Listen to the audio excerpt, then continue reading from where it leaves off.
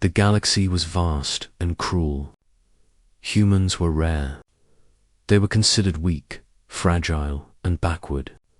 Most aliens looked at them and laughed, especially when the human made mistakes. Clara Hadley was a human. She was divorced, 32 years old, and living in a cramped apartment on Kepler Station 17. Her life was quiet, predictable, and, in her opinion, hopeless. She worked odd jobs, delivered goods, cleaned alien quarters, and tried not to draw attention. Most days she succeeded. Her grandfather had been a legend among humans and aliens alike. He was a smuggler, a trader, and a wanderer. He owned a ship that had seen more stars than anyone else in the sector. It was called the Aurora's Pride, but Clara had never thought much about the ship. Her grandfather had died a month ago, leaving her the inheritance. Not to the aliens who had long traded with him, not to her ex-husband who had failed to understand the value of family. To her, when the notice arrived, Clara almost laughed herself. She opened the message, expecting a scam or a clerical mistake. To Clara Hadley, granddaughter of Joran Hadley, you are hereby named sole inheritor of the vessel Aurora's Pride and all contents therein. She blinked. Then she laughed. She had no experience piloting ships. She had never even left Kepler Station. The aliens found out, and they laughed harder. Clara walked into the marketplace the next day. A group of traders were haggling over rare star crystals. One of them, a lanky, blue-skinned alien named Irak, stopped and stared. You. Irak said, the divorced human inherits a legendary ship. Huh, that is funny. Clara held her tongue. She smiled politely. That was all she could do. Do you even know how to fly it? Irak asked. His friends snickered. Clara shook her head. You will crash it in a week. Another alien, a tall one with 3 eyes, said, or worse, you will be eaten by space pirates. They laughed. She felt small, humiliated, but also a spark lit inside her. A spark that said, maybe it is time to stop being invisible. She went home. She packed her few belongings. She looked at the photo of her grandfather on the wall. Time to learn, she whispered. The Aurora's Pride was larger than any human vessel she had ever seen. Sleek, silver, with engine lines that shimmered like molten metal under the station lights. The aliens had not lied. The ship was legendary. She touched the hull. It hummed. It recognized her. She could feel it. The first lesson was simple. The ship required a bond between pilot and vessel. It would not respond to brute force, not to commands shouted over the console. It required trust. Clara spent hours at the controls. Her hands trembled. She activated the engines. Nothing happened. She tried again. Still nothing. Then she took a deep breath and remembered her grandfather's words. The ship chooses its captain. The captain must listen, not just speak. She closed her eyes. She let her fingers hover over the controls. She listened. She felt the hum, the pulse, the tiny heartbeat of the ship beneath her palms. The Aurora's Pride shivered. The lights blinked. And then, slowly, the engines, P-U-R-R-E-D, that she had done it. She had woken the ship. The aliens did not believe it. News traveled fast in the sector. By the next day, Clara's achievement was being broadcast across the channels. Human woman flies the legendary Aurora's Pride without crashing, one alien announcer said. Perhaps the jokes were premature. Clara ignored them. She had bigger problems. The ship itself seemed restless.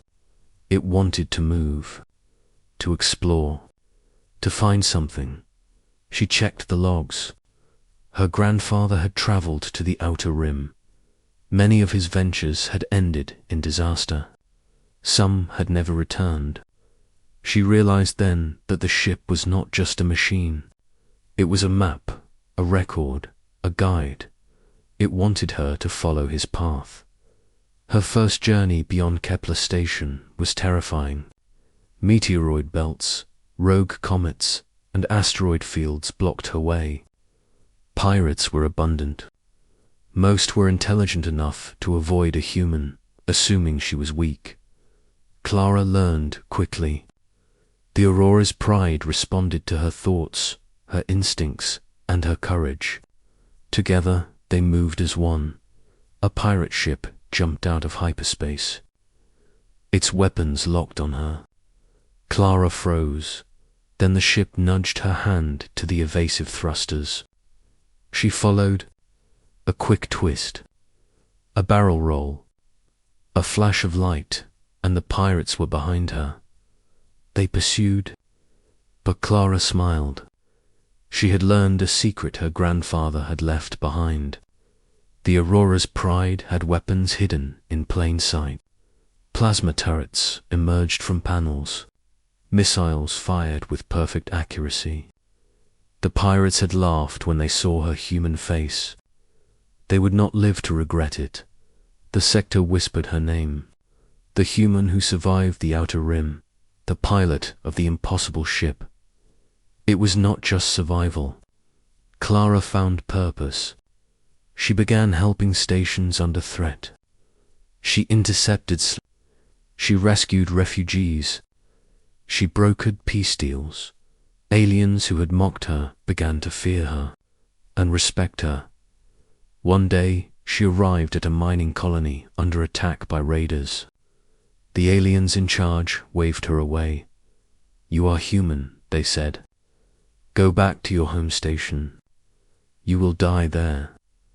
Clara shook her head. She activated the Aurora's pride. The ship shone like a comet. Its shields flared. Its weapons emerged. The raiders did not know what hit them. By the end of the battle, the colony was safe. The humans and aliens on the colony cheered. They called her savior, and she felt it. She belonged here. Months passed. Clara's reputation spread. She had gone from laughed-at human to feared, respected, legendary pilot. Yet the galaxy was still full of challenges. A mysterious fleet appeared on the outer rim. Ships unlike anything she had seen. Massive, black, and silent. No communications. No markings. They destroyed anything in their path. Clara knew she could not face them alone. But she had allies now. Humans she had inspired. Aliens who had seen her courage. Together, they formed a fleet. The battle was epic. Plasma clashed against plasma. Missiles lit the void. The Aurora's pride darted through the battlefield, faster than anything else. Clara's instincts guided her, the ship responding perfectly. She found the flagship. Its core was vulnerable. She fired. The ship exploded in a cascade of light. The alien fleet retreated. The galaxy had changed. The humans had changed. And Clara Hadley was at the center of it all. Years later, when she returned to Kepler Station, aliens approached her with respect. They bowed. They offered alliances. "You are only a human," Iraq said, his voice trembling. "A divorced human. And yet you wielded power none of us imagined." Clara smiled. "I had a ship," she said, "and a grandfather who believed in me. That made all the difference." The galaxy had laughed.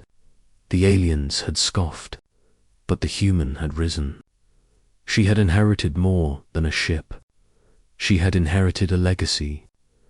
and she had rewritten the rules of what humans could achieve. She looked at the stars. The Aurora's pride hummed beneath her hands. Together, they would go farther than anyone had ever dreamed. The galaxy would never forget the divorced human who inherited her grandfather's spaceship, *,